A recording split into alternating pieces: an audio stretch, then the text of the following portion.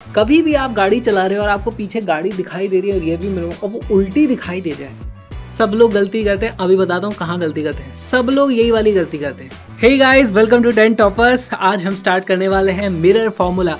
किस तरीके से मिरर फॉर्मूले का यूज करके हम भाई इमेज की पोजीशन पता करते हैं, मैग्निफिकेशन क्या होता है। और दोस्तों, अगर आपको ये मिरर फॉर्मूला मैग्निफिकेशन दोनों के फॉर्मूले याद होंगे ना, तो भी आपसे क्वेश्चन गलत हो जाएंगे। क्यों? क्योंकि इसमें आ जाता है साइन कन्वेंशन, किधर पॉजिटिव लेना है किधर नेगेटिव लेना है, कभी इमेज उल्टी आ जा रही है कभी सीधी आ जा रही है, क्या चल रहा है। तो इसके बहुत सारे क्वेश्चन हम सॉल्व करने वाले। आपके सारे डाउट्स क्लियर हो जाएंगे इस वीडियो का अगर आपने एंड तक देख लिया, और आपके मार्क्स गारंटी हो जाएंगे बोर्ड्स में, क्योंकि इसका एक क्वेश्चन आना ही आना होता है। तो दोस्तों आ जाओ, इस वीडियो को स्टार्ट करते हैं बस। लेकिन मेरी आपसे एक ही आस है कि आपको कलरफुल पेन पेंसिल लेकर के बैठना है, क्योंकि इस वीडियो के एंड तक मुझे आपकी कॉपी के अंदर सारे के सारे कलरफुल डायग्राम्स, बढ़िया सुंदर सुंदर से नोट्स चाहिए। तो आ जाओ, साथ में नोट्स बनाओ। दोस्तों मैं हूं विक्रांत किरार और इस वीडियो को स्टार्ट करते हैं जो हमारा बैच है 10th टॉपर्स।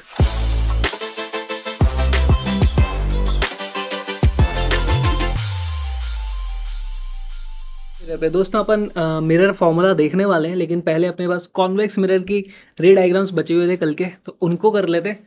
जल्दी से करेंगे। यहाँ पे तो दो ही केस होते हैं, यहाँ पे तो दो ही केस होते हैं, बहुत ही सिंपल है। पहला केस लिखेंगे, हेडिंग डाल लो कॉन्वेक्स मिरर और स्टार्ट करते हैं अपना पहला केस। पहला केस होता है हमारे पास object at infinity. Object at infinity. और दोस्तों मैं अज्यूम कर रहा हूँ यार आप अपनी कॉपी में अच्छे से नोट्स बना रहे हो, क्योंकि जो मैं लिखवा रहा हूँ मुझे आपकी कॉपी में चाहिए। और आज आप अच्छे से डायग्राम बनाओगे तो आप में वो कॉन्फिडेंस आएगा, आपको बनाना समझ में आएगा, तब जाकर के आपका फिजिक्स से डर निकलेगा। आपको फिजिक्स से प्यार तभी होगा अगर आपने खुद से नहीं बनाया ना, ऐसे देख करके जैसे हम बना रहे हैं आज, तो फिर आपको कभी भी फिजिक्स में वैसे वाला मज़ा नहीं आएगा जैसे मेरे को तो बहुत ही मज़ा आ जाता है। ठीक है, और यही सब चीज़ें क्लास 12 में भी आ रही हैं, तो सेम चीज़ें क्लास 12th में भी रिपीट होने वाली है। तो अभी अच्छे से बना लो। अगर आप फिजिक्स लेने का सोच रहे हो 12th में, तो ये चीज़ आपको फिर से करनी है वहाँ पे। चलो, हमें बनाना पड़ेगा पहले तो भैया बनाओ प्रिंसिपल एक्सिस अपना। पहले अपन मिरर बना लेते हैं। अच्छा, हमारे पास जो कॉन्वेक्स मिरर होता है उसका एफ और उसका 2F पीछे की तरफ होता है, ये हम पिछली क्लास में देख चुके हैं। तो अब की बार मिरर को बीच में या फिर ऐसे कहीं पे बनाना है ना, बीच में बना लो। ये लो जी, अपन ने मिरर बना लिया। अगेन मैंने आपको पिछली बार बताया था कि मिरर को ऐसे इतना ज़्यादा कर्वेचर वाला नहीं बनाना है, ऑलमोस्ट सीधा सा बनाना होता है, लेकिन थोड़ा सा मोड़ दो। तो देखो मैंने इसको थोड़ा सा मोड़ दिया और पीछे की तरफ यहाँ पर इस तरीके से अपन ने ये भैया लगा दिया। अपन ने यहाँ पे मार्क कर दिया है F और यहाँ पे अपन ने मार्क कर दिया है 2F। ठीक है भाई। अब देखो ऑब्जेक्ट है अपनी इन्फिनिटी पे, बहुत ही दूर है, तो वहाँ से जितनी भी रेज आएंगी ना वो पैरेलल टू प्रिंसिपल एक्सिस आने वाली होती है। तो पहले तो और मैं यहाँ पे इस तरीके से 3 डॉट खींच दूंगा, जिससे मुझे पता चलेगा हाँ भैया ये प्रिंसिपल एक्सिस इन्फिनिटी तक जा रहा है। फिर यहाँ पर मैं इस तरीके से स्केल रखूंगा और पैरेलल है ना, देखो स्केल मैंने ऐसे रख दिया और पैरेलल यहाँ से इस तरीके से रेस आने वाली है। ठीक है भाई, पैरेलल रेस को लेके आओ। ये आ गई अपनी एक पैरेलल रे इधर से। ठीक, इंसिडेंट है ये रे, तो इस तरीके से एरो लगाना मत भूलना, पता चलना चाहिए किधर से आ रही है। चलो भैया यहाँ पे आ गई। अब बताओ ये टकरा के कहाँ जाती है। पैरेलल अगर कोई रे आती है कॉन्वेक्स मिरर पे, तो वो फोकस से होकर के निकल जाती है ना। तो यहाँ पर इधर कहीं फोकस होगा, ऐसे निकल जाएगी, ऐसे निकलेगी, गलत। ये तो हमारा कॉनकेव मिरर के केस में होता है। यहाँ पे क्या होगा, फोकस से इस तरीके से निकलेगी, है ना, ऐसे निकल जाएगी, गलत। ये भी गलत है, ऐसा नहीं होता। दोस्तों ऐसे में क्या होता है, हमने देखा था कि अगर पैरेलल आती है तो इस तरीके से रिफ्लेक्ट होती है कि वो फोकस से जा रही हो, ऐसा प्रतीत होता है ना। तो ऐसा लगेगा कि भाई इस तरफ जा रही है। मान लो यहाँ पर कोई इंसान है, ऑब्जर्वर है, उसकी आंखें मैंने यहाँ पे बना दी है, इसको तो ऐसा लगेगा यार ये जो लाइट आ रही थी वो फोकस से होते हुए आ रही है, इस तरीके से उसको फील होगा। तो अब आपको इसको ड्रॉ कैसे करना है, देखो एक पॉइंट ये रहा, एक पॉइंट ये रहा, इन दोनों पॉइंट से आप ऐसे मैच करते हुए एक स्केल को रख लो। और ये वाला जो रीजन है इसमें हम डैश डैश डैश वाली लाइन बनाएंगे, क्योंकि वहां पे एक्चुअल रे तो है नहीं। यहां से फिर हम इस तरीके से सॉलिड रे को निकाल देंगे। ठीक है, तो अपने स्केल को जमा लो यहाँ पे। और अब रे को मैं बनाऊंगा भाई ये ऐसे, फोकस से आती हुई दिख रही है। मिरर के पीछे वाले रीजन में हमेशा डैश वाली लाइंस अपन बनाते हैं, और फिर यहाँ से इस तरीके से निकल जाएगी। एरो लगाना ना भूलें। ये हमारे पास आ गया। ठीक, क्या ये इकलौती रे? नहीं भाई, बहुत सारी रे आप बना सकते हो। मान लो मैंने यहाँ से एक दूसरी रे आ रही थी, अगेन ये इस तरफ आई है, टकरा करके कुछ इस कदर जाएगी कि हमें ऐसा प्रतीत होगा यार ये तो फोकस से ही आ रही थी। तो इसको बनाओगे कैसे? देखो हमने यहाँ पर इंसिडेंट करा दी, एक पॉइंट ये रहा, एक पॉइंट ये रहा। स्केल को कुछ ऐसे रखना है हमें और ड्रॉ करना है, ठीक है। तो अपने स्केल को रख लो, रखो यार, मेरा स्केल अटक जाता है एक तो बार बार। यहाँ से डैश डैश डैश मिरर के पीछे रहेगा भैया, डैश डैश डैश, यहाँ से ऐसे कर देंगे, ठीक है। एरो लगाना हम नहीं भूलेंगे, ठीक। मैं चाहता हूँ आप एक और प्रैक्टिस करो, फटाक से इसमें तीसरा भी लगा दो, लगा लगा लगा तीसरी रे, ये मैंने एक नीले रंग की बना दी। अच्छा दोस्तों, अलग अलग तरह से रे बनाते हैं अपन जब भी कलरफुल डायग्राम बना रहे हैं। अपन क्यों बना रहे हैं कलरफुल डायग्राम? आप सारे नीले नीले नीले एक ही पेन से बना दोगे ना, आपको बाद में समझ ही नहीं आएगा यार, ये वाली रे आपस में कंफ्यूज हो जाओगे, कौन सी रे कहाँ जा रही है। अलग अलग कलर से बनाने का यही फायदा होता है, क्लियरली दिखाई देता है, अच्छा भैया ये नीली वाली रे है, ऐसे जा रही है।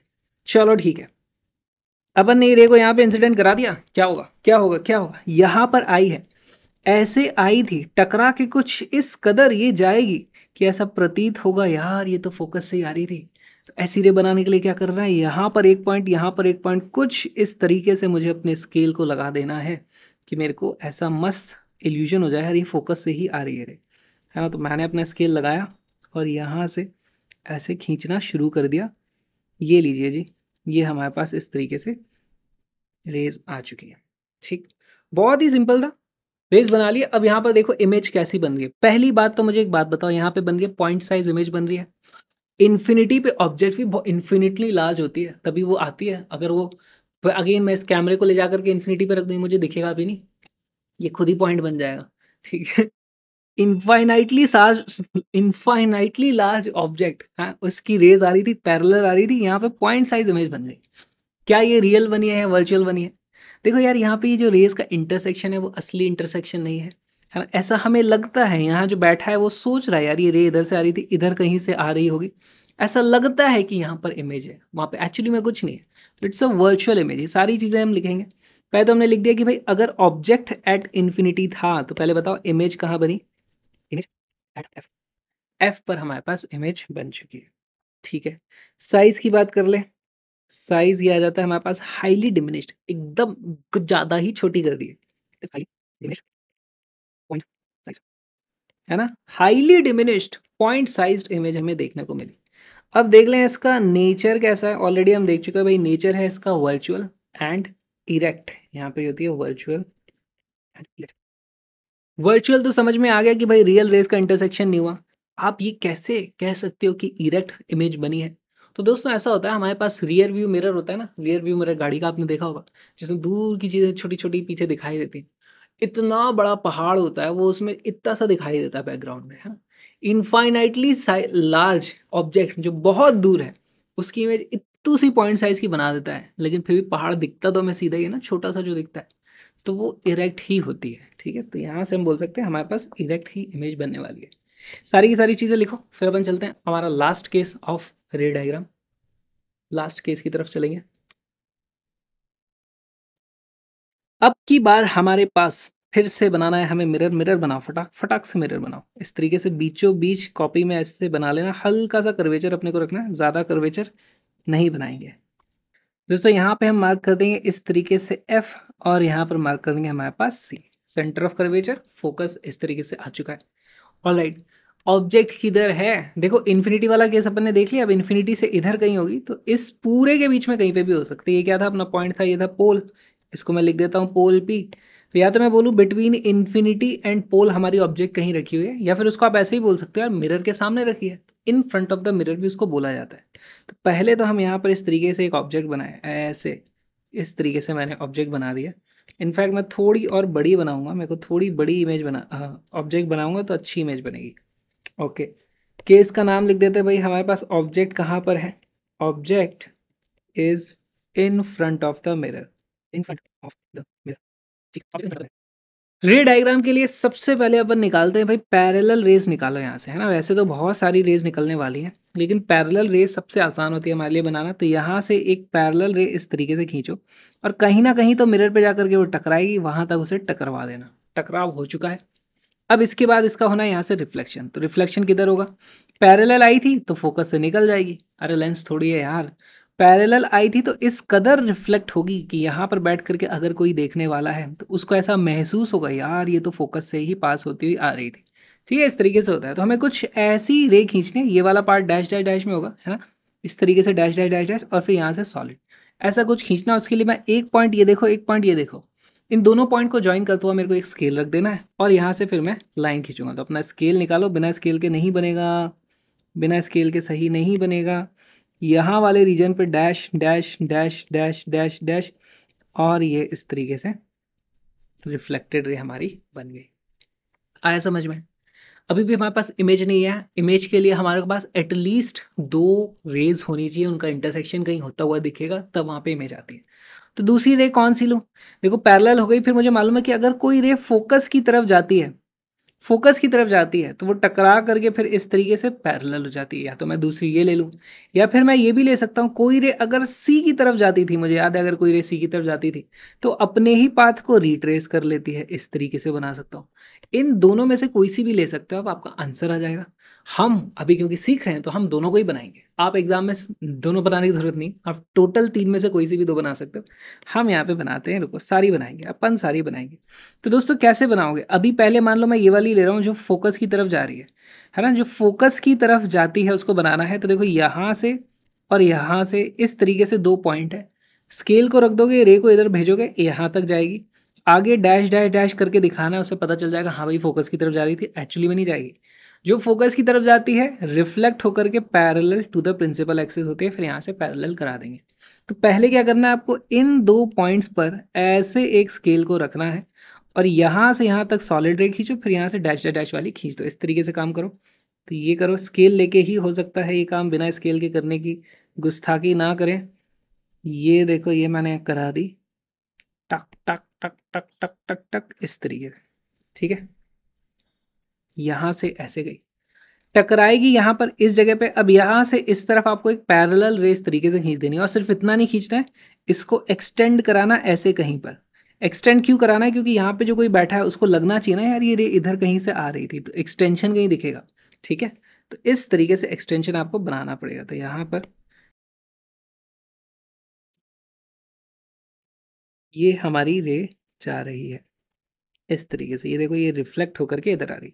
देखो ये रिफ्लेक्ट होकर के इधर आ रही है, हमको लगेगा ये कहीं से इधर से आ रही थी, क्योंकि यहाँ जो इंसान बैठा है वो क्या बोलेगा, यार ऑब्जेक्ट की इमेज इस लाइन पे कहीं पर है। यहाँ जो इंसान बैठा है वो क्या बोलेगा, यार ऑब्जेक्ट की इमेज इस लाइन पे है। इन दोनों ही लाइन पे कहीं पर है, कहाँ पर होगी, ये पॉइंट पे हमारे पास आ चुकी होगी। तो मेरे पास इमेज आ चुकी है, ये देखो ये वाला जो पॉइंट है मेरे पास इमेज आ चुकी है, ठीक। तो इनफैक्ट आप यहाँ पर ड्रॉ कर दो अभी से अभी, इस तरीके से मान लो मैंने ये इमेज ड्रॉ कर दी। कोई भी दो से आप बना सकते हो। तीसरी कौन सी बनाएंगे हम? तीसरी बनानी है मुझे, देखो तीसरी वो होती है जो सेंटर ऑफ कर्वेचर की तरफ डायरेक्टेड होती है। सेंटर ऑफ कर्वेचर की तरफ जाना है और वो रे टकरा करके वापस इस तरीके से आ जाती है। हम तो एक्चुअली जो रे गई होगी वो ऐसे जाएगी और टकरा करके वापस ऐसे आ जाएगी, लेकिन हमको प्रतीत होगा कि यार ये सेंटर ऑफ कर्वेचर की तरफ से आ रही है, और आप देख रहे हो ये वाली रे भी यहाँ से पास होते हुए ही जाने वाली है। तो आपको एक इस तरीके से स्केल को लेना है, एक पॉइंट, दो पॉइंट, तीन पॉइंट, है ना। इन तीन पॉइंट के हिसाब से आपको बनाना है। अगर आपने ये सी की वैल्यू सही से नहीं लगाई होगी ना, अगर आपके ये दोनों डिस्टेंस सही नहीं थे तो सी यहाँ पर इंटरसेक्ट नहीं करेगा, ठीक है। तो सी आपका शायद इधर या इधर या इधर कहीं आ रहा होगा, तो इस केस में आप सी को मिटार करके सही कर देना। मेन चीज़ है एक पॉइंट यहाँ रखो, एक पॉइंट यहाँ रखो, स्केल से लाइन खींचो यहाँ पर इस तरीके से सॉलिड, इधर वाली डैश डैश डैश, और ये dash dash dash dash dash dash dash जहाँ इंटरसेक्ट कर जाएगी वही अपना सी हो जाता है, ठीक है। तो ये काम कर लो इस तरीके से, अपना स्केल ले लो, यहाँ से ऐसे जाएगी भाई, ये हमारे पास रे हो गई, और फिर डैश डैश डैश वाला इस तरीके से जाएगा, यहाँ तक सी पे जाकर टकरा जाएगा, ठीक है। यहाँ पे इस तरीके से आपको रे में मार्क कर देना भाई, इधर जा कर के फिर वापस इधर आई है, दो एरो आपको लगा देना है। अक्सर स्कूल्स में आप देखोगे इस तरीके के डायग्राम बनाए जाते हैं, वहाँ पे ये जो हमने ग्रीन वाली रे है ना, इसको नहीं दिखाया होता है ना, इस तरीके से इमेज बनाते हैं। तो आप वैसे भी बना सकते हो, इमेज वहीं आने वाली है, इमेज वहीं आने वाली है। मैंने आपकी प्रैक्टिस के लिए सारी की सारी रेज यहाँ पर बनवा दी थी, इस तरीके से सारी रेस आ जाती है, ठीक।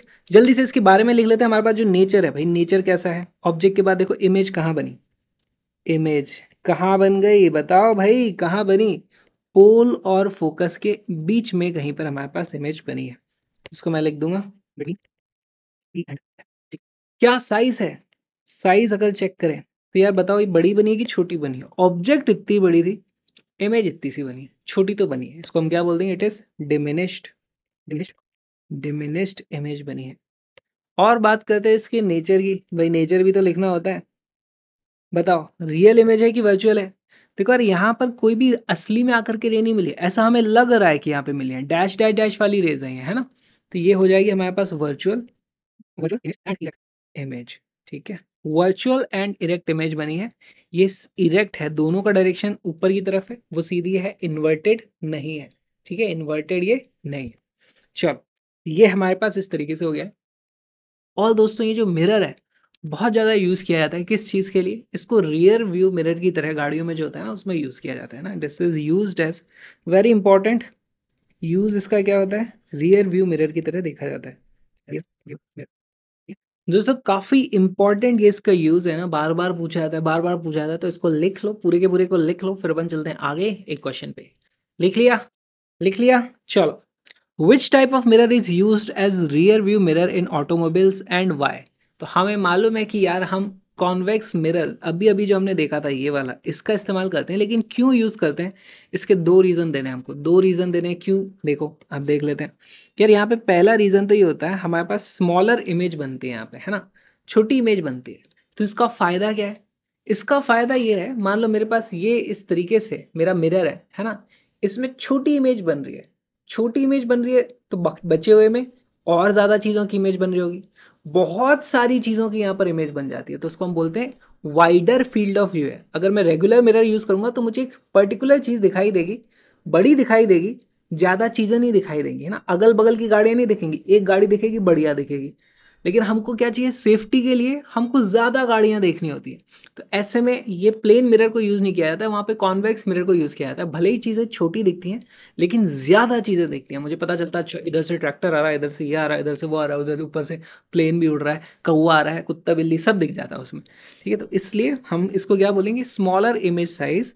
देखो स्मॉलर इमेज साइज, इसका मतलब वाइडर फील्ड ऑफ व्यू है, wider field of view, wider field of view. इसको देख लेते हैं अपन कैसे। मान लो मेरे पास इस तरीके से अगर मैं प्लेन मिरर को यूज़ करता है ना, यहाँ पर बैठ करके मैं देख रहा हूँ, ऐसे मैं देख रहा हूँ, ये देखो इंसान हूँ, तो मुझे सिर्फ ये जो रीजन है ना, जहाँ से इस तरीके से रेज आ सकती है, ये देखो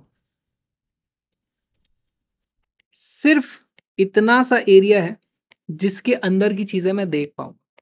लेकिन वहीं पे अगर मैंने इस तरीके से कॉन्वेक्स मिरर लगाया होता तो अब देखना मैं कितनी सारी चीज़ें देख पाऊंगा, कितनी सारी चीज़ें देख पाऊंगा। यहाँ पर देखो ये इधर से, ओ हो, इधर से आने वाली भी इधर मेरे पास टकरा करके आ जाएगी।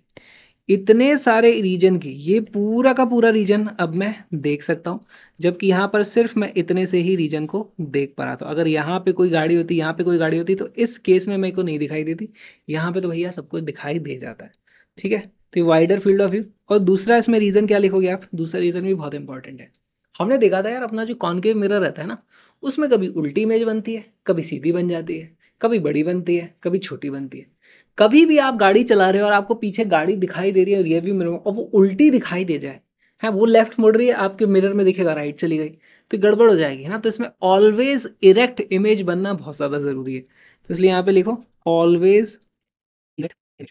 ठीक है, पीछे वाली गाड़ी कहीं पे भी हो, इन्फिनिटी पे हो या एकदम गाड़ी हमारे को आगे ठोक जाए, उसकी इमेज सीधी दिखती है, उसकी इमेज उल्टी नहीं दिखेगी। नहीं पता चला भाई उल्टा पुल्टा घूम रहा है, पूरा माहौल गड़बड़ हो गया, हाँ रियर व्यू मिरर में देख के उन्हें कोई चक्कर आ गया, भाई क्या हो रहा है, कौन के मिरर लगा दिया गलती से। ठीक, चलो, no confusion while driving, always erect image. चलो आगे चलते हैं। No matter how far you stand from a mirror, no matter how far you stand from a mirror, your image appears erect, है ना, हमको सीधी ही इमेज दिख रही है। The mirror may be, तो दोस्तों बहुत ही सिंपल सा सवाल है, लेकिन अब पहले आप वीडियो को पॉज करो, क्वेश्चन को खुद से सॉल्व करने की कोशिश करो, फिर सोल्यूशन देखते हैं।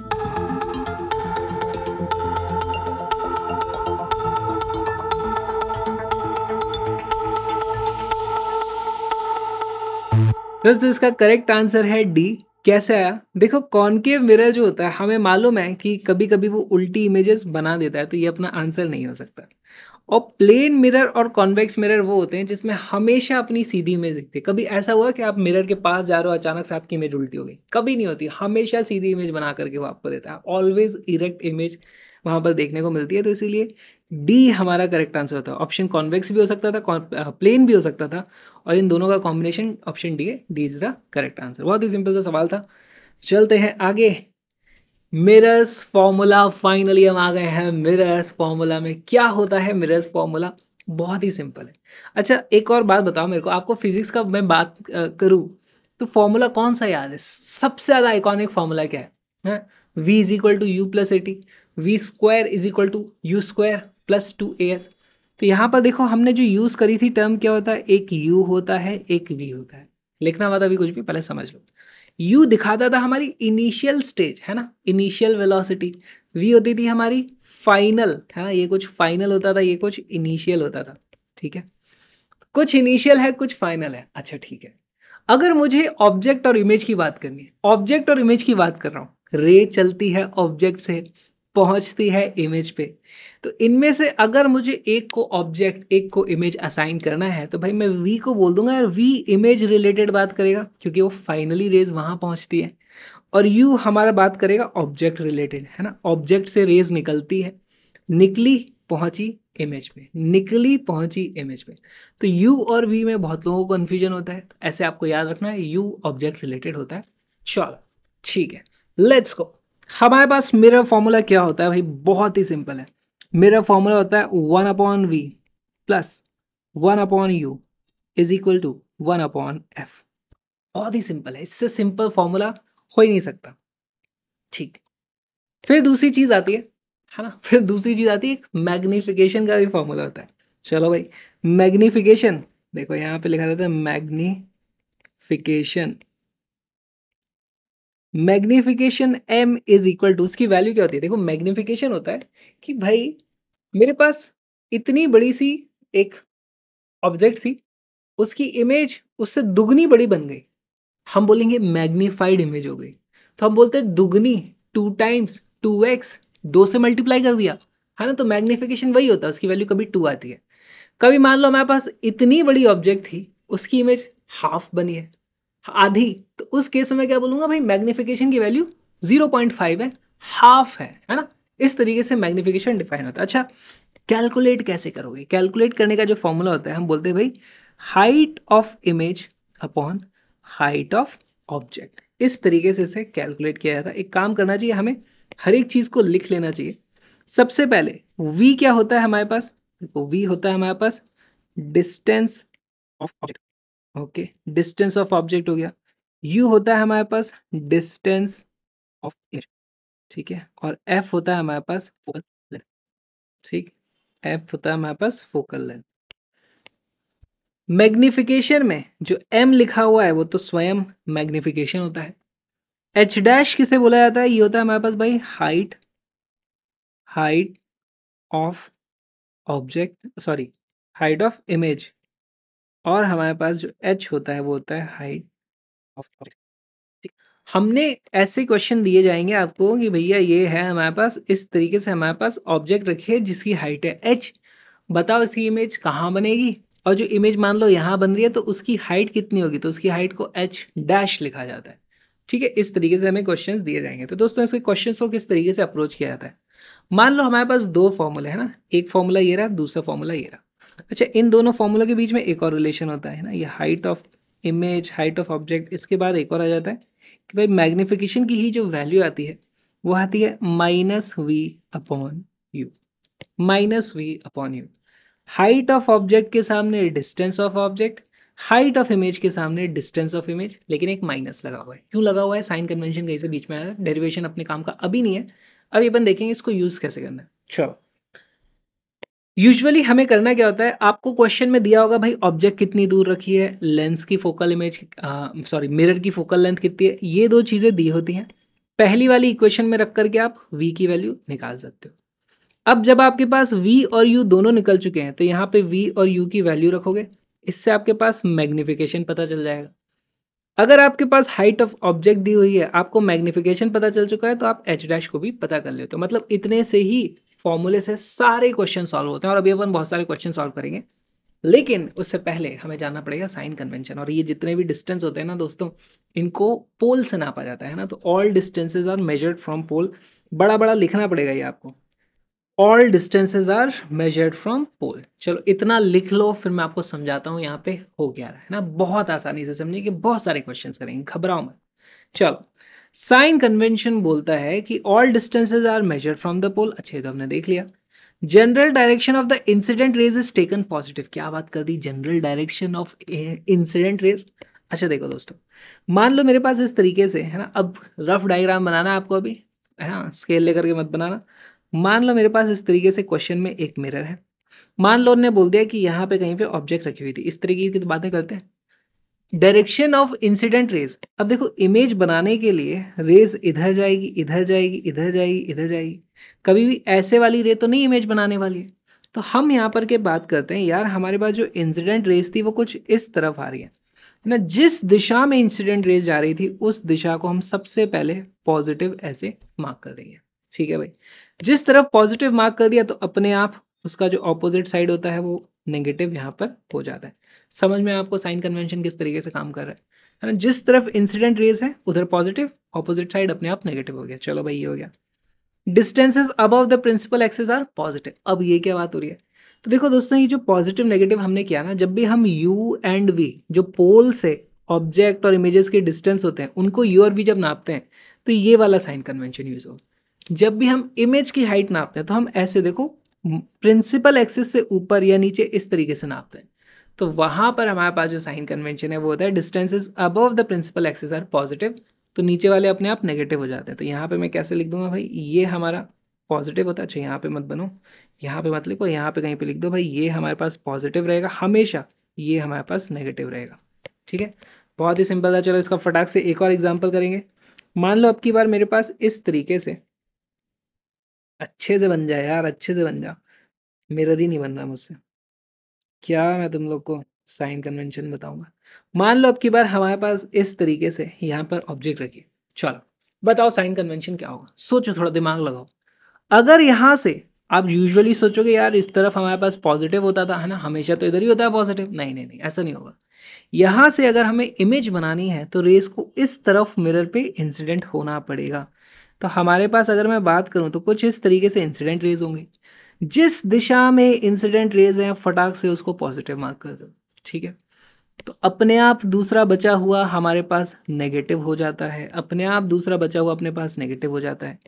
अच्छा, दूसरा रूल क्या था अपने पास, distances above the principal axis. Principal axis के ऊपर की तरफ, यानी यहाँ पे तो आप ऐसे मार्क कर देना भाई, ये वाले हमारे पॉजिटिव हुआ करते थे, और दूसरी साइड में आप मार्क कर देना यार ये वाले हमारे नेगेटिव हुआ करते थे।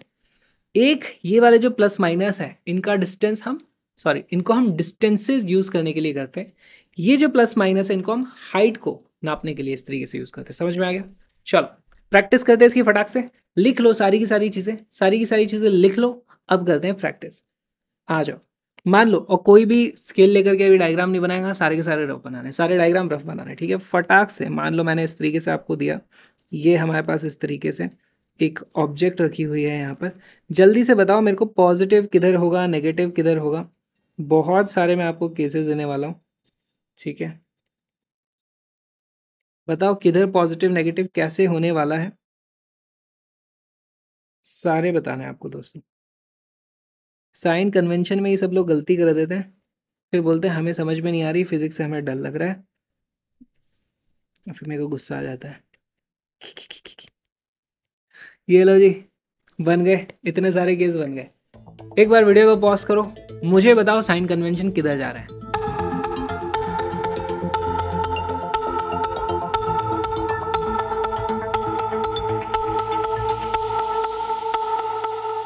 राइट दोस्तों, सॉल्व करते हैं यार। देखो बहुत ही सिंपल है, इस वाले केस को देख लेते हैं पहले।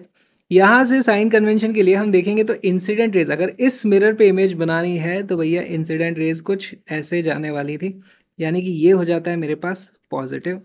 अगर ये पॉजिटिव है तो उसका ऑपोजिट अपने आप हो जाएगा मेरे पास नेगेटिव, इस तरीके से। और ऊपर वाला हमेशा पॉजिटिव होता है, नीचे वाला हमेशा नेगेटिव होता है, ये हमें मालूम है। चलो यहाँ पे क्या हो रहा होगा, यहाँ पर अगर हमारे को रेस को रिफ्लेक्ट कराना है तो रेस को इस दिशा में जाना होगा, इधर जा रही है, यानी ये हो जाता है मेरे पास पॉजिटिव। जैसे ही ये मेरे पास पॉजिटिव हुआ ऑपोजिट साइड का नेगेटिव हो जाता है। और ऊपर नीचे के डायरेक्शन में हमें मालूम है हमेशा ऊपर का पॉजिटिव होता है, नीचे का नेगेटिव होता है। बहुत सिंपल, बहुत सिंपल। चलो ये वाले केस को देखो। रिफ्लेक्शन कराने के लिए रेस को इधर जाना होगा, तो यहाँ पर फिर अगेन मैं ऐसे ऐसे ऐसे बना दूंगा, तो ये हो जाता है मेरे पास पॉजिटिव। अगर ये मेरे पास पॉजिटिव है तो अब आप समझ चुके होंगे दोस्तों किस तरीके से आपको देखना है। ये हो जाता है मेरे पास नेगेटिव, ऊपर वाला हो जाता है मेरे पास पॉजिटिव, और नीचे वाला सिमिलरली हो जाएगा मेरे पास नेगेटिव। हमेशा ऊपर वाला तो देखो हमेशा ही पॉजिटिव आ रहा है, और ये लास्ट वाला केस बचा हुआ है। आपको ये वाला कमेंट में जवाब देना है इसका, मैं नहीं कर रहा, कमेंट में जवाब देख लो वहां पे लोगों ने क्या लिखा है, सही किया है कि नहीं, कमेंट करके बताओ मुझे। ठीक, चलो अब आते हैं हम क्वेश्चंस पे। देखिए बहुत सारे क्वेश्चंस करने वाले हैं, ठंडे दिमाग से करेंगे। सब लोग गलती करते हैं, अभी बताता हूँ कहाँ गलती करते हैं। सब लोग यही वाली गलती करते हैं, साइन कन्वेंशन नहीं पता चलता। क्यों नहीं पता चलता? लोग सीधे फॉर्मूला लिख के सॉल्व करने लगते हैं, डायग्राम कोई नहीं बना रहा। जिस दिन आपने डायग्राम बना लिया ना, कोई गलती आप करने ही नहीं वाले। तो आ जाओ दोस्तों, क्वेश्चन को पढ़ो पहले। एनसीईआरटी का क्वेश्चन है, a convex mirror use for rear view on an automobile has a radius of curvature of 3 metre. Convex mirror है, रेडियस ऑफ कर्वेचर 3 मीटर है। कॉन्वेक्स मिरर कैसा बनाऊं, ऐसा वाला बनाऊं या फिर ऐसा वाला बनाऊं? दोस्तों आप कोई सा भी बना लो, सेम ही आंसर आएगा, क्योंकि साइन कन्वेंशन निकालना अब आप सीख चुके हैं। ठीक है, सिंपलिसिटी के लिए मैं अभी तक हमारी जैसी आदत है मैं उसके हिसाब से बना देता हूँ यार। मैंने यहाँ पर इस तरीके से बना दिया ये। अच्छा दोस्तों, इतना बड़ा बनाने की हमको ज़रूरत नहीं है ना, क्योंकि हमसे रे डायग्राम नहीं पूछा है, तो हमें रे डायग्राम तो बनाना नहीं है। मैं थोड़ी सी और जगह छोड़ देता हूँ, यहाँ पर मैं अपनी कैलकुलेशन कर लूँगा, थोड़ा कॉपी के पेज बचाया जाए। चलो ये हमारे पास इस तरीके से कॉन्वेक्स मिरर बन गया। अच्छा, इसकी फोकल लेंथ कितनी है? मुझे फोकल लेंथ नहीं दी है, मुझे दिया है भाई रेडियस ऑफ कर्वेचर की वैल्यू 3 मीटर है। करेक्ट, 3.00 लिखा है। ओके, तो यहाँ से मेरे पास एफ की जो वैल्यू हो जाती है फोकल लेंथ, वो होती है मेरे पास r/2। उसकी जो वैल्यू हो जाती है दोस्तों, ये आ जाता है मेरे पास 1.5 metre. Okay, 1.5 metre focal length आ गई। किधर होगा अगर मैं यहाँ पे ड्रॉ करना चाहूँ? फोकल लेंथ इस तरफ, यहाँ पे हमारे पास फोकस यहाँ होगा, हमारे पास सी यहाँ पे कहीं होगा। चलो भैया पॉइंट मार्क कर दो, ये रहा एफ, ये रहा सी, इस तरीके से। ओके ओके ओके ओके, सब समझ में आ रहा है, सब समझ में आ रहा है। अभी तो हम पहली लाइन पे ही हैं, चलो आगे चलते हैं। If a bus is located 5 metre from this mirror, find the position, nature and size of the image. बहुत अच्छे सवाल है। बस की साइज नहीं दी तो हम इमेज की साइज कैसे बताएंगे? ये क्वेश्चन में कमी है, पर हम बाकी सारी चीजें सॉल्व करेंगे, मैग्निफिकेशन निकाल करके छोड़ देंगे। ठीक है भाई। If a bus is located 5 metre, अब एक बात बताओ दोस्तों, यहां से यहां तक का डिस्टेंस कितना था? 3 मीटर। कैसे? हमें दिया हुआ ना रेडियस ऑफ कर्वेचर 3 मीटर, तो ये हमारे पास वही है 3 मीटर। तो यहां से यहां तक ये भी 3 मीटर हो जाता है। बस 5 मीटर पे, तो बस एक्चुअली यहाँ कहीं पर है, इधर कहीं मेरे पास बस है। ठीक है, यहाँ पर लिख दो भाई, ये रही बस। ओके, ऐसे थोड़ा आपको प्रिंसिपल एक्सेस बनाना पड़ेगा। ओके, अच्छा बस ऐसी तो होगी नहीं, पॉइंट साइज तो है नहीं, बस तो थोड़ी बड़ी होती है। तो ये लो जी, मैंने हमारी ऐसे कुछ बस बना दी। अब थोड़ा एग्जैक्ट ड्राइंग करने की जरूरत नहीं है आपको, ऐसे मस्त बस मैंने बना दी। अब एक बात बताओ, बस की इमेज बननी है, इमेज बननी है, पहले बताओ रेस रिफ्लेक्ट होने के लिए इस दिशा में आएंगी, इस दिशा में आएंगी, तो क्या मैं यहाँ पे साइन कन्वेंशन बना सकता हूँ? यस, मेरे पास साइन कन्वेंशन इस तरफ आ जाता है भैया, ये होने वाला है मेरा पॉजिटिव। अगर ये पॉजिटिव होने वाला है तो अपने आप इस तरफ नेगेटिव आ जाएगा। और एक काम की बात, अभी लिखना मत, काम की बात ये कि डिस्टेंसेस को हम सारे मार्क करते हैं पोल से। तो आप एक काम करो, ये पोल के ऊपर ही ये वाला जो डॉट है ना, इसको यहाँ पे होना चाहिए। तो आपको जो एक्चुअली लिखना होगा वो आप कुछ इस तरीके से लिख सकते हो। चलो अभी लिख लो इसको।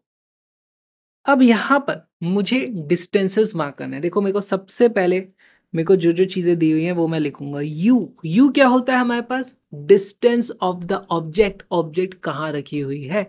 हमें बता दिया है भाई उसकी वैल्यू है यहाँ पर 5, और मैंने अगर यहाँ 5 लिख दिया, क्वेश्चन यही गलत, यही गलत हो जाएगा। कैसे? देखो भाई हमारे पास पॉजिटिव इधर है, सारे डिस्टेंस पोल से नापते हैं, तो पोल से इस तरफ अगर मैं आऊंगा, देखो पॉजिटिव से उल्टा आ रहा हूँ, नेगेटिव साइड आ रहा हूँ, तो यहाँ पर मेरे पास जो डिस्टेंस की वैल्यू है वो भले ही 5 मीटर दी हुई है, यू की जो वैल्यू हो जाएगी वो होगी मेरे पास -5 मीटर। अब आपको यहाँ पे ध्यान देना, ठीक है। हमने देख लिया भाई इस तरफ रेज आती तो रिफ्लेक्शन होता है, यानी ये हमारा पॉजिटिव होता है। ये दूरी हमें 5 मीटर दी हुई थी, लेकिन हम डिस्टेंसेस नापते हैं पोल से, तो हमारा जो यू की वैल्यू आती है वो आती है -5 मीटर। आया समझ में? आया समझ में? ठीक है भाई, यू की वैल्यू हो गई। चलो नेक्स्ट मुझे बताओ फोकल लेंथ कितनी होगी। अरे भाई फोकल लेंथ तो आई थी अभी 1.5 मीटर। चेक कर लेते हैं जरा। देखो यहां से फोकस जो है वो 1.5 मीटर की दूरी पर है, लेकिन साइन कन्वेंशन का ध्यान रखना पड़ेगा।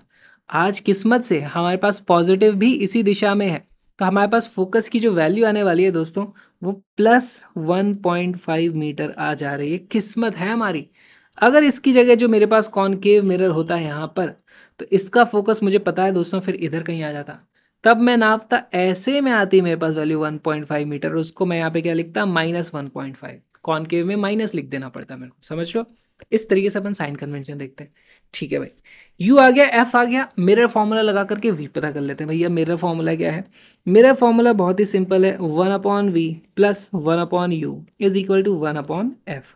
वैल्यूज रखना शुरू करें, वैल्यूज रखना शुरू करें। देखो मैं यहाँ से लिख दूंगा 1/v इज इक्वल टू, देखो ये 1/f इधर ही रहेगा, ये 1/u को उधर ले जाता हूं, तो वो हो जाएगा माइनस का 1/, यानी यहाँ जाएगा 1/f -1/u। ठीक है, अभी वैल्यू मत रखना, क्योंकि यहाँ पे होती है सबकी दूसरी सबसे बड़ी गलती। यहाँ पे सब लोग गलती करते हैं। कैसे करते हैं? देखो कुछ वैल्यूज पॉजिटिव होती है, कुछ नेगेटिव होती है, तो कभी साइन कैंसिल हो जाता है, नेगेटिव नेगेटिव पॉजिटिव हो जाते हैं, कभी कुछ नेगेटिव हो जाते हैं, तो यहाँ पे सब लोग गलती कर जाते हैं। देखो वैल्यू सही से रखेंगे, इसकी जो वैल्यू आ जाती है देखो 1/f, इसको हमेशा मैं ऐसे लिखूंगा 1/f की वैल्यू पहले ब्रैकेट में मैं लिखता हूँ 1.5 है, फिर -1/u की जो वैल्यू अगेन इसको ब्रैकेट में लिखूंगा -5। इस तरीके से मैंने लिख दिया है साइन के साथ। अब सॉल्व करना है, कैलकुलेशन है वैसे। देखो ये माइनस माइनस हमारे पहले तो पॉजिटिव हो जाएंगे, ठीक है, ये इसको मैंने इस तरीके से पॉजिटिव कर दिया। इन दोनों का मुझे लेना पड़ेगा LCM।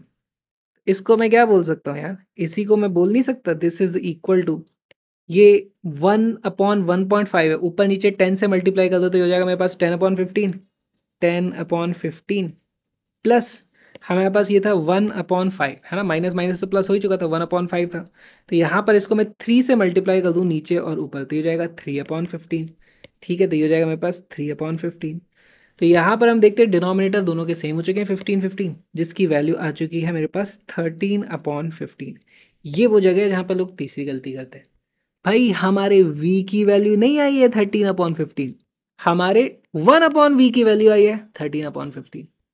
तो अब मुझे v की वैल्यू पता करनी है ना, ये क्या था मेरे पास 1/v था, यहाँ से मेरे पास v की जो वैल्यू आती है, देखो दोनों तरफ रेसिप्रोकल कर दो, इधर भी, तो v की वैल्यू आ जाती है मेरे पास 15/13 मीटर। मीटर कैसे आया भाई? अभी तक सारे डिस्टेंसेस किस में चल रहे थे, मीटर मीटर मीटर मीटर, तो ये भी हमारे पास मीटर में आया है।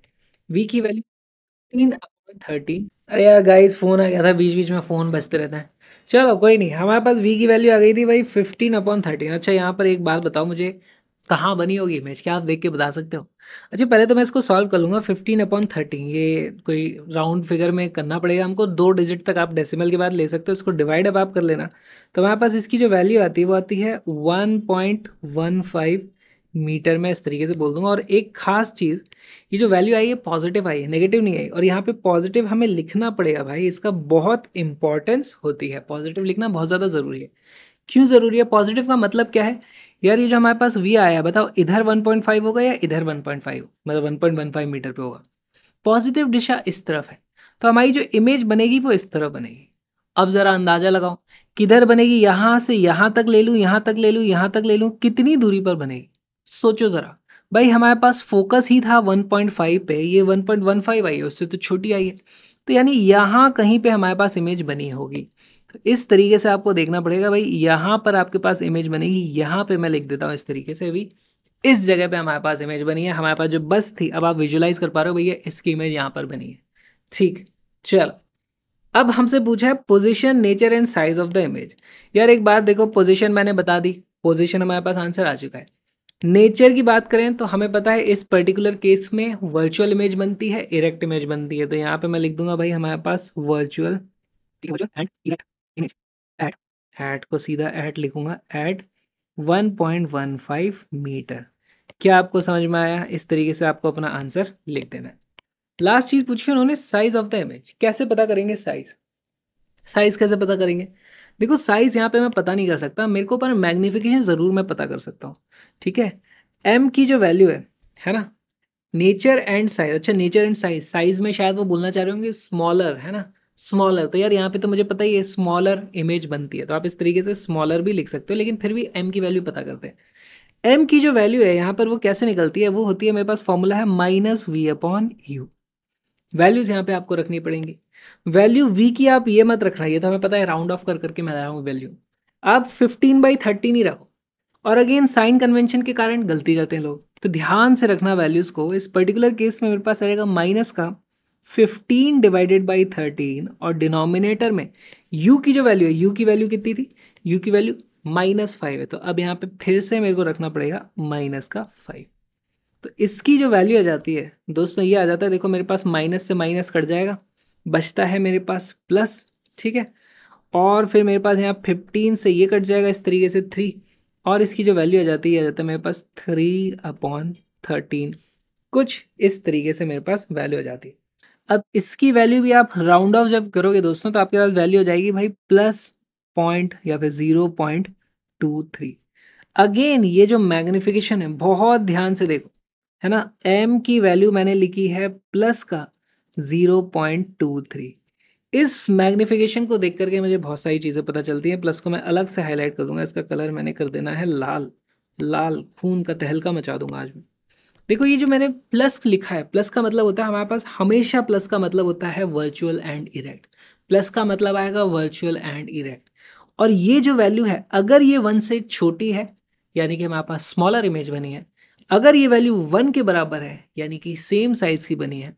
और अगर ये वैल्यू 1 से बड़ी आई है ना, जैसे 2 आ गई, 3 आ गई, है ना, दोगुनी हो गई, तिगुनी हो गई, तो हम क्या बोलते हैं भाई एनलार्ज्ड इमेज बनी है। इस चीज़ को समझना। अगर ये वैल्यू 1 से छोटी आई है तो हम बोलेंगे भाई डिमिनिश्ड इमेज। अगर ये वैल्यू 1 से बड़ी आई है तो एनलार्ज्ड इमेज है। और अगर ये वैल्यू एग्जैक्टली 1 आई है, यानी कि सेम साइज की इमेज बनी है। अगर हमारे पास प्लस है, यानी कि वर्चुअल एंड इरेक्ट इमेज बनी है। प्लस का मतलब ये हो गया ना कि भाई मिरर के पीछे बन रही है, मिरर के पीछे तो वर्चुअल ही बनती है, वर्चुअल हमेशा इरेक्ट हो जाती है। अगर ये वैल्यू नेगेटिव होती है, यानी कि इस दिशा में है, इस दिशा में, तो हमारे पास एक्चुअली में रेज इंटरसेक्ट होती हैं, जो कि कॉनकेव मिरर के केस में होता है। तो ये बहुत ही इंपॉर्टेंट चीज़ है, यहाँ पे आप लिख लो, ये प्लस था।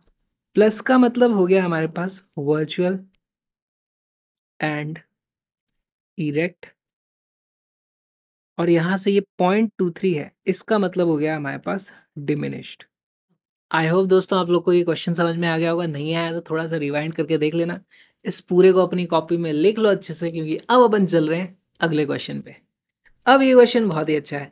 An object 4 centimetre in size, देखो ऑब्जेक्ट की साइज दे दी है, यानी इमेज की साइज पूछने वाले हैं, मैग्निफिकेशन का इस्तेमाल होने वाला है, पर हम भी तैयार हैं, हम कम थोड़ी हैं।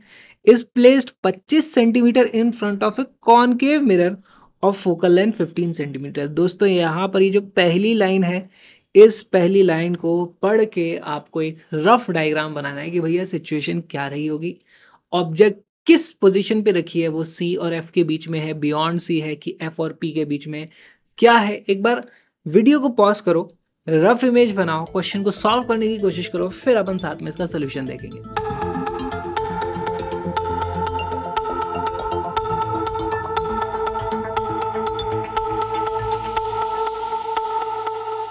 ऑलराइट गाइज, हमारे पास जो इमेज बनती है वो आती है 37.5 सेंटीमीटर पे, उसकी जो हाइट आती है वो आती है 6 सेंटीमीटर। कैसे आई सॉल्व करना शुरू करते हैं।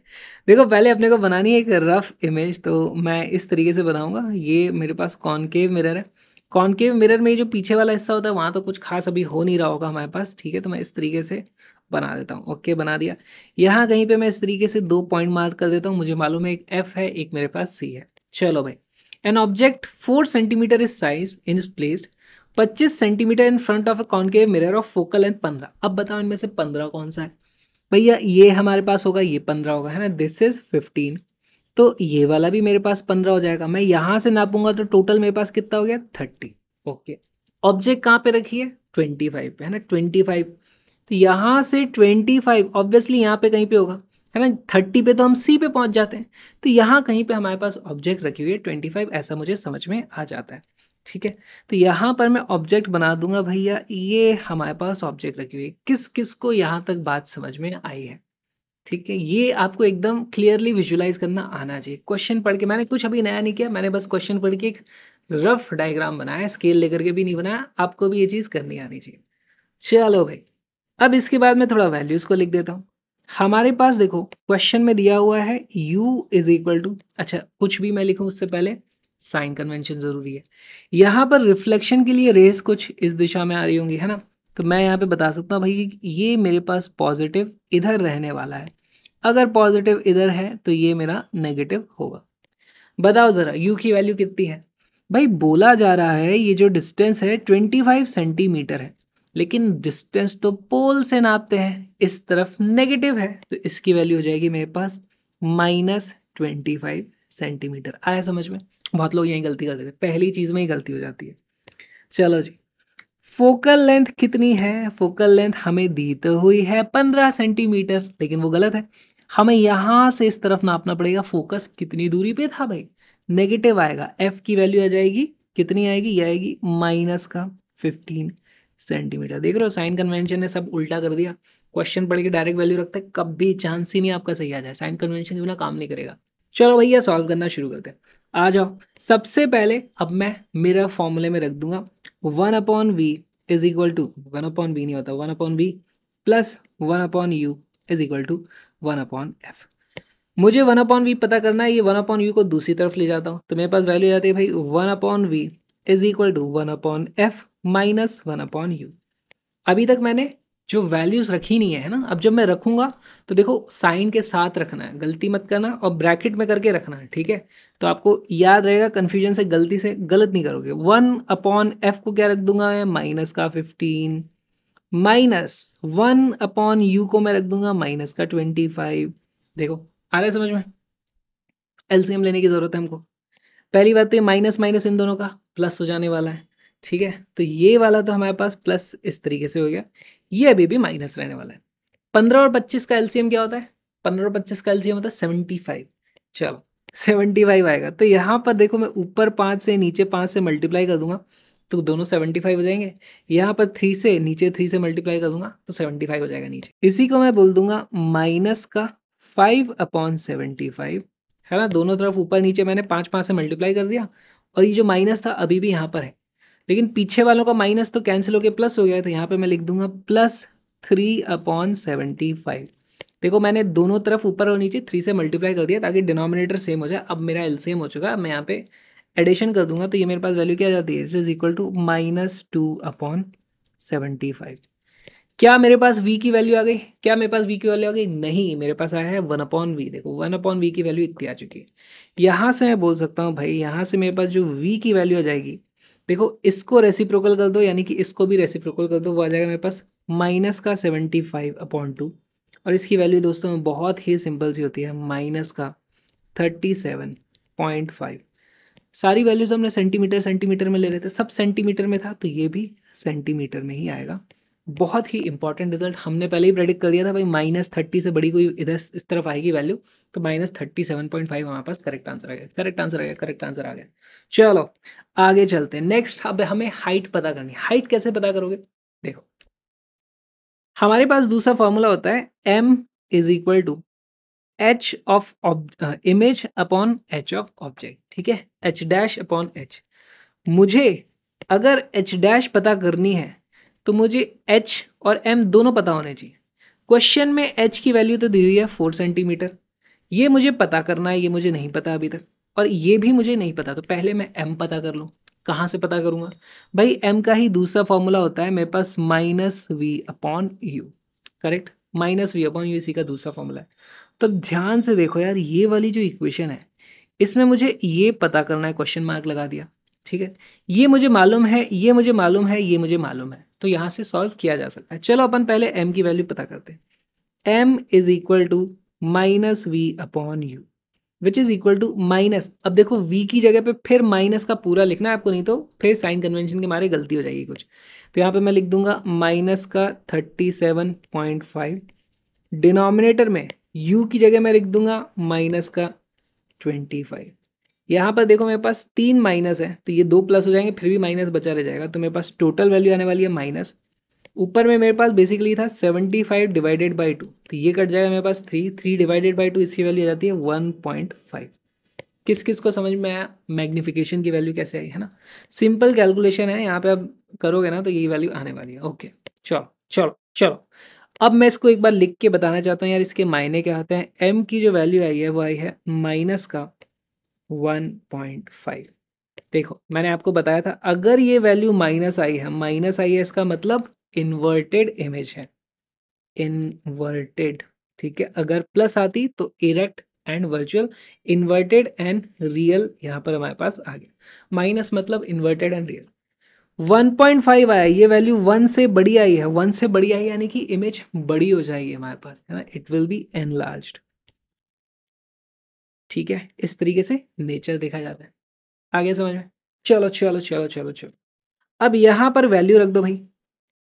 m की वैल्यू आ चुकी है -1.5, इस फॉर्मूले में वैल्यूज रखेंगे। ठीक है गाइस, यार आज इतने फोन आ रहे हैं, इतने फोन आ रहे हैं, फोन पे फोन, फोन पे फोन। चलो यार अपन क्वेश्चन सॉल्व करें। तो अपने पास m की वैल्यू आ चुकी थी, अपन लिख देंगे m इज इक्वल टू, देखो h डैश अपॉन h होता है। h डैश क्या होता है, हाइट ऑफ इमेज। ये होता है हमारे पास हाइट ऑफ ऑब्जेक्ट। ओरिजिनल जो थी ऑब्जेक्ट, बाद में बनती है इमेज, तो उसको डैश लगाया हुआ होता है। ठीक है, सिंपल सी बात है, सीधे सीधे सीधे वैल्यूज रखते जाना है। m की जगह रख दो भैया, अभी अभी मेरे पास वैल्यू आई है, यहाँ से क्या आ जाएगा माइनस का 1.5 जो मैंने निकाला, है ना, इस m की जगह रख दिया -1.5। h डैश मुझे पता करना है, h डैश रहेगा डिनोमिनेटर में, h की जो वैल्यू है कितनी थी 4 सेंटीमीटर। ऊपर की तरफ बताओ पॉजिटिव होता है कि नेगेटिव होता है, ऊपर की तरफ हमेशा पॉजिटिव होता है, तो इसको मैं लिख दूंगा यहाँ पर डिनोमिनेटर में प्लस का 4 सेंटीमीटर है, देखना सेंटीमीटर में ही आंसर आएगा। फिर यहाँ से जो h डैश की वैल्यू आ जाती है वो आ जाती है, देखो -1.5 multiplied by 4, h dash is equal to minus का 6 सेंटीमीटर। माइनस क्या दर्शाता है, अगर ऑब्जेक्ट ऊपर थी तो इमेज नीचे की तरफ आई है ना। 4 सेंटीमीटर की जगह 6 सेंटीमीटर हो गई है, तो दोस्तों यहाँ पे माइनस दिखाता है हमें इन्वर्टेड। ठीक है, इस तरीके से हमारा ये क्वेश्चन हो गया। बहुत बढ़िया क्वेश्चन था, सारे के सारे कॉन्सेप्ट्स आपके क्लियर हुए होंगे। नहीं होंगे तो इससे ज़्यादा डिटेल में तो यार मैं कैसे समझाऊं। एक बार फिर से वीडियो को रिवाइंड करो, देख लो इसको एक बार, खुद से सॉल्व करने की कोशिश करो। एनसीईआरटी के क्वेश्चन चल रहे हैं, तो ये क्वेश्चन हो गए, इससे डिफिकल्ट ज़्यादा क्वेश्चन बनते भी नहीं है। आपको यही सब करना आना चाहिए। ठीक है, अच्छे से आ रहा है, अच्छे से आ रहा है। आओ एक क्वेश्चन और करा जाएगा, एक क्वेश्चन और करा जाएगा। An object of height 4 centimetre is kept at a distance of 30 centimetre from the pole of a converging mirror। ओ हो, कन्वर्जिंग मिरर क्या होता है, कन्वर्जिंग मिरर। देखो दोस्तों, अपने पास जो बीम्स होते हैं ना, एक इस तरीके से होता है पैरेलल बीम आ रहा है, फिर उसके बाद अगर मान लो मेरे पास इस तरीके से रेज हो जाती है, तो मैं क्या बोलता हूँ, ये कन्वर्जिंग बीम है। अगर मेरे पास इस तरीके से रेज होती है तो मैं क्या बोलता हूँ, डाइवर्जिंग बीम है ना। डाइवर्ज हो रहा है, नहीं रेज फैलती जा रही है ना, देखो ये दूर दूर दूर दूर जा रही है, ये कन्वर्ज हो रही है, किसी एक पर्टिकुलर पॉइंट पे कन्वर्ज होती हुई दिख रही है, एक पॉइंट पे जाती हुई दिख रही है। हमारे पास लिखा हुआ है कन्वर्जिंग मिरर, इसका क्या मतलब होता है, कौन सा है, कॉनकेव है, कॉन्वेक्स है, कौन सा है। तो देखो दोस्तों, कन्वर्जिंग आप ऐसे देखोगे, मान लो मेरे पास इस तरीके से मिरर है, अगर एक पैरेलल बीम आता, अगर एक पैरेलल बीम आता तो ये सभी को अपने फोकस पे इस तरीके से कन्वर्ज करा देता है।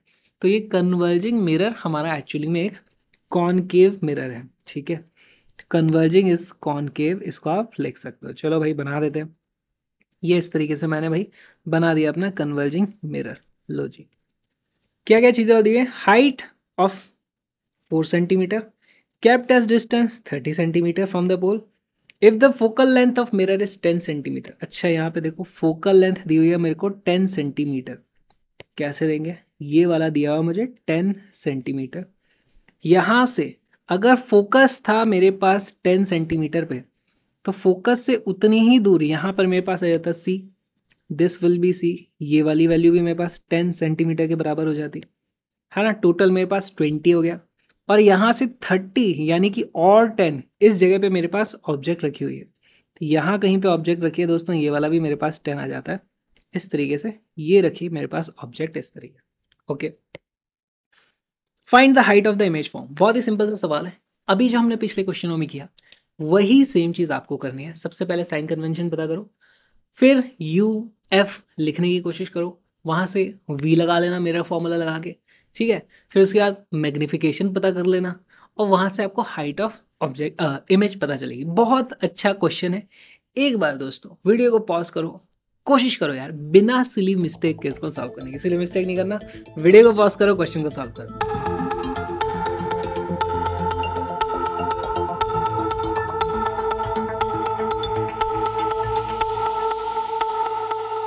आज दोस्तों सॉल्व किया जाए। सबसे पहले जो जो चीज़ें हमें गिवन है वो लिखें। उससे पहले देखो यहाँ से जो लाइट रेज जाएंगी रिफ्लेक्शन के लिए इस तरफ जाएंगी, तो ये हो जाता है मेरा positive side. This is positive side, यानी कि अपने आप जो ऑपोजिट साइड है वो मेरा नेगेटिव होने वाला है। साइन कन्वेंशन हमने बना लिया। चलो भाई क्वेश्चन में जो जो दिया गया है सारी चीज़ें लिख ले। फोकल लेंथ की जो वैल्यू है कितनी है? कहने को तो 10 सेंटीमीटर है, लेकिन नापते हैं पोल से। पोल से नापेंगे, ओ हो नेगेटिव डायरेक्शन में आ गया। इसकी वैल्यू क्या हो जाएगी हमारे पास? ये हो जाएगा -10 सेंटीमीटर। ठीक भाई, अब बात करो दिया क्या है? ऑब्जेक्ट रखी हुई थी 30 सेंटीमीटर। ये रही ऑब्जेक्ट। ऑब्जेक्ट के डिस्टेंस को अपन क्या बोलते हैं? यू की वैल्यू कितनी हो जाएगी? देखा हुआ है 30, लेकिन नापेंगे पोल से। ओए होए होए होए होए, यहाँ पर नेगेटिव डायरेक्शन में हम नाप रहे थे, तो ये हो जाएगा मेरे पास -30 सेंटीमीटर। हमारे पास एफ है, हमारे पास यू है, दोनों का इस्तेमाल करके वी पता कर लूंगा। कैसे? मिरर फॉर्मूला लगा दूंगा, 1/v plus 1/u is equal to 1/f। With sign हमें इसका यूज करना है। डकार आ गई दोस्तों मुझे, तो यहाँ पर लिख देगा 1/v is equal to 1/f minus 1/u। देखो वैल्यूज रखेंगे, 1/f की जगह रख देना है मुझे 1/-10 माइनस 1/, अब की बार u की जगह रख दूंगा -30। ऑलराइट दोस्तों, यहाँ पर हमारे पास माइनस माइनस ये प्लस हो जाते हैं और मेरे पास वैल्यू आ जाती है 1/v is equal to, LCM लेना पड़ेगा दोस्तों। यहाँ पे 30 था, यहाँ पे 10 था। अगर मैं इधर 3 से मल्टीप्लाई कर दूं ऊपर और नीचे, तो मेरे पास वैल्यू आ जाती है -3/30 plus 1/30 which is equal to -2/30। Again ये 1/v आया है। मुझे v पता करने के लिए यहाँ से देखो मैं बोल सकता हूँ v is equal to -30 divided by 2, यानी कि -15 सेंटीमीटर। इस तरीके से आ जाता है। बताओ इमेज कहाँ पे बन रही है? -15 माइनस, यानी कि इस पॉइंट से देखूं तो ये पॉजिटिव साइड थी, हमारे पास नेगेटिव साइड इधर आती है। और 15 की बात करी जाए तो देखो ये 10 था, ये 20 था, ये 30 था, 15 कहीं यहाँ पर होगा। तो हमारे पास इमेज जो बनने वाली है वो यहाँ कहीं पे बनेगी। वैसे तो मुझे पता है यहाँ से इमेज आती है तो कुछ इस तरीके से बनती है ना, ये आप देखोगे तो यहाँ पर ही बनती है। लेकिन रुको, थोड़ा सा और कैलकुलेशन करेंगे। चलो, हमसे तो हाइट पूछी है, ये तो पूछा ही नहीं। अब मैं निकालूंगा मैग्निफिकेशन। एम की जो वैल्यू होती है वो होती है -v/u, और यही हो जाता है मेरे पास h'/h के बराबर। मैं एम को भी कैलकुलेट नहीं करूं चाहूं तो, पर एक काम कर लेते हैं। यहां से एम की जो वैल्यू आती है वो होती है माइनस, वी की जो वैल्यू थी वो थी -15। देखो दोस्तों साइन के साथ रखना है, डिवाइडेड बाई यू की जो वैल्यू थी, यू की वैल्यू थी -30, तो जाएगा -30। यहां से जो वैल्यू आती है आ जाती है मेरे पास -0.5। बहुत अच्छे, आंसर आ गया हमारे पास एम की वैल्यू। ये जो माइनस है ये क्या दिखाता है? मैंने बताया था माइनस का मतलब रियल एंड इन्वर्टेड। तो हमारे पास जो इमेज आने वाली है वो आई है real and inverted. This is real and inverted. ठीक, और ये जो 0.5 है ये 1 से छोटा आया है, यानी कि डिमिनिश्ड हमारे पास इमेज की नेचर आ रही है। चल, बहुत बढ़िया। लेकिन ये सब थोड़ी पूछा है हमसे, मैग्निफिकेशन थोड़ी पूछा है हमसे, पूछा है कि साइज ऑफ इमेज बता दो। तो साइज ऑफ इमेज का फॉर्मूला यहीं से आया था भाई। एम की जो वैल्यू होती है वो होती है h'/h, यानी कि मैं लिख सकता हूँ h' is equal to m times h। h' की वैल्यू आ जाती है, m की जगह रख देना भाई 0.5 विद साइन। हाइट की जो वैल्यू थी वो 4 सेंटीमीटर। अब देखो दोस्तों ऊपर की तरफ रखा हुआ है, ऊपर की तरफ पॉजिटिव होता है, तो h की वैल्यू मेरे को दी हुई है 4, पॉजिटिव 4 है। यहाँ से h' की जो वैल्यू जाती है वो जाती है -2 सेंटीमीटर। माइनस का मतलब क्या हो गया? देखो यहाँ से ऊपर की तरफ पॉजिटिव था तो ये नीचे की तरफ आएगा, है ना। तो नीचे की तरफ ये 4 थी तो उसकी आधी 2 हमारे पास इस तरीके से इमेज बन रही है। ये लो जी, हमने इमेज बना दी। हमारे पास ये हमारा फाइनली आंसर आ जाता है। बहुत ही अच्छा सवाल था दोस्तों, आई होप आप लोग को मजा आया हो। इसी तरीके से और भी अब अगले क्वेश्चंस आप लोग ट्राई करना। देखो आप लोग के लिए एक होमवर्क है, सेम क्वेश्चन अब आपको सॉल्व करना है। कन्वर्जिंग की जगह डाइवर्जिंग कर दो। डाइवर्जिंग मिरर है ना, सेम चीज एकदम बढ़िया क्वेश्चन बन जाएगा। अब इस क्वेश्चन को आप होमवर्क की तरह लो और उसका आंसर आपको कमेंट में करके बताना है। अपन मिलेंगे अब अगले वीडियो में, जो अपन देखेंगे रिफ्रैक्शन।